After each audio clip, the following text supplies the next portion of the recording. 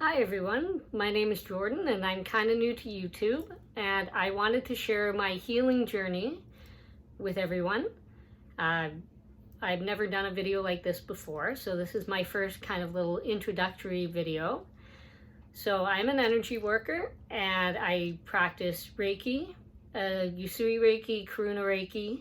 I also practice Marma therapy as well, which is a type of energy work that works on the energy meridian points in the body. I'm also a Nada yoga teacher as well, so I work with sound. So this healing journey that I've been on through my life kicked off back when I was 10 years old. I was diagnosed with osteogenic sarcoma, a type of cancer. It's a bone cancer, and I survived that, and I had been cancer-free for 20 years. So fast forward, about a year ago, I was diagnosed with COVID. I had very mild symptoms, nothing really to write home about, but it kind of snowballed from there. And this has been quite the healing journey since the past year. I ended up with a 3-day migraine and ended up at my orthopedic oncologist, and they suggested, along with my fiance, that maybe I should go and get my migraines checked, just to make sure it wasn't anything more serious. And it turned out that I ended up having a stroke, and it had been undiagnosed. In fact, they couldn't pinpoint when I had it, but it was quite a shock being in the ER and being told by a doctor, hey, by the way, you've had a stroke. It actually affected my cerebellum, so I had problems walking and recovered from that. And then about a month or so later, I ended up with another stroke. And also from the COVID, I had developed a pulmonary embolism, which was in my left lung. And I was rushed to the hospital. I collapsed at work, and it turned out that that was a blood clot in my lung. So I was put on blood thinners because they figured that all of this was related to maybe a heart issue, which I have a hole in my heart, which eventually they're going to plug up.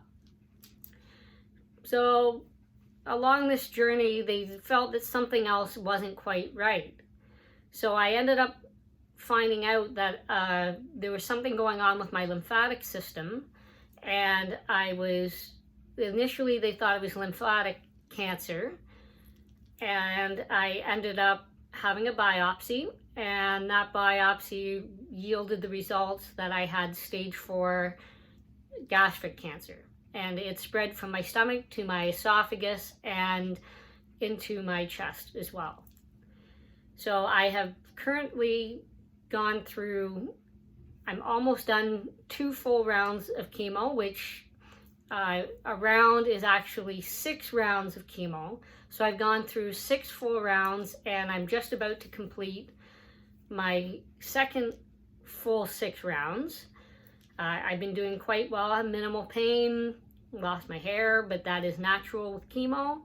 But I've been quite lucky with everything, and as it turns out, that my cancer has actually shrunk by 50%. And when I was initially diagnosed, they said, get your affairs in order, make your will, you're going into hospice, like, there's nothing we can do. I've still been told that, there's no cure for this type of cancer because it's spread and it is stage 4. However, they have extended the period of my life by, they said, probably about 2 years, if not more. And I go for a CT scan, hopefully in the next few weeks, the beginning of May, to find out whether or not the cancer has spread or what it's doing. But my doctor, my oncologist, is very hopeful that with the treatments that I've been responding to, and also doing immunotherapy as well, that everything will hopefully shrink a bit more. And so hopefully that will extend my life by a numerous amount of years. And I'm very hopeful. I do meditation every day, and I do a lot of chanting, and I have been really working energetically with my body to help myself. And I've changed my diet as well. I've also been diagnosed with diabetes. I kind of ended up with kind of a double whammy. So on one hand, I have doctors telling me, be careful what you eat. And then on the other hand, they're like, well, you have stage 4 cancer, eat whatever you want, as long as your calorie count is high and your protein count is high, just keep going with what you're doing. So kind of the message that I want to share through my channel is just that the initial shock of finding out that I had stage 4 cancer was very tough on my fiance and myself. We've only been together for about 4 years, and we're just planning our wedding and trying to get our life in order. We've just moved in together with our first real place. Where I'm sitting right now is what was initially supposed to be our healing room and meditation room. But with COVID happening and then me getting sick, we had just not been able to set things up that we had wanted to. But part of this channel is me inspiring people to never give up. It can be very, very, very hard to get to a point where you have to look past the initial diagnosis. The shock of finding out that it was stage 4 and that we were already kind of in end game before we even really got down to fighting and healing, because it is a battle. And I've been told by many people, well, don't look at it as a fight, but it really is. There's a lot of days where it is a fight to even just wake up, to get out of bed.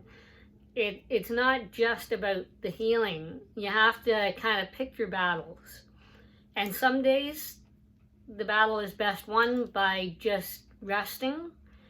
I do believe in listening to your body and taking time to really go through and internalize what you're feeling, and especially emotionally as well. This has been a very isolating experience for me. I'm so used to having friends over, going places, going to work. Leaving my place of employment was probably the hardest and biggest thing for me. And having to rely on government assistance and family assistance and investments and things like that. And it's been very hard with my fiance having, being the only one who's been bringing real income in. It's been very tough. But we've managed, and, we're able to make do with what we have, and sometimes even go a little bit beyond that. So I think my message through all this is to just never give up, to always keep fighting, to find something, a goal. It doesn't even have to be long term. Just look for something in your day that, you can put in your mind and visualize and say, hey, you know what? Today I'm going to sit and have a cup of tea and I'm going to read like 10 chapters or 10 pages of my book. Do something feasible for yourself and work with yourself. And I think the best thing you can do, especially when you have a terminal diagnosis, is to start to learn to go within yourself. It's been very helpful for me to focus on parts of my body. I have a friend who does different types of yoga and yoga nidra, for one. And yoga nidra specifically focuses on your meditation on different parts of the body and rotating your awareness through your body on different points. And for me, I may not do a full yoga nidra session, but if I do any meditation, it really helps me to focus on the parts of me that I can say to myself, hey, okay, I can feel that I have something going on in my stomach. I can feel something going on in the lymph node in my neck. I can feel something going on in my esophagus. Okay, I'm now fully aware and present of where my attention needs to be.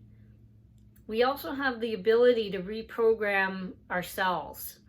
And I think meditating deeply and working with different energies, as well as crystals, is really beneficial, because we're clearing and cleansing out all the things that are non-beneficial for us. And this, for me, has also been a learning experience and a lesson. I don't look at my cancer as something totally negative. I look at this as a way to grow as a person for as long as I am here on this earth. So it's really beneficial for me, and I hope it's beneficial for other people going through terminal illness, to take time for yourself. I have never really done that in my life. I've always been a giver. I have always put other people first, especially with my healing work. I have always made time for clients. I have always made time that, for people to come and talk, to follow up with treatments and sessions and things like that. And I've never really done enough work on myself. I've done a lot of healing journeys. I've been very lucky, I'm fortunate. I traveled to Peru to work with Peruvian shamans to learn that system of medicine and healing. And I've been very lucky to have been able to travel to India twice. I actually, 4 years ago, spent 2 months backpacking through India. I made a spiritual friend the first time on my journey. I call him my Baba. He's my spiritual teacher, guider, and mentor. He and I met up again when I was back in India, and we traveled to several different healing spots, meditation centers. We did a lot of deep meditation, and he taught me a lot of things that has helped me in my spiritual practices that I do every day. And I really think that if it wasn't for his teachings and the teachings that I've learned throughout my years, I don't know if I would have gotten as far as I have without the learning and the things I've been able to pass on to other people as well. And I think it's important in my healing journey to share this with the world. So this is just an introductory video. I will be making a few more on how to work with crystals, wands, meditations, and sounds, and certain things that you can use to help you in your own healing process while you go through terminal illness or any kind of illness in general. Namaste. Thank you, everyone. Blessings.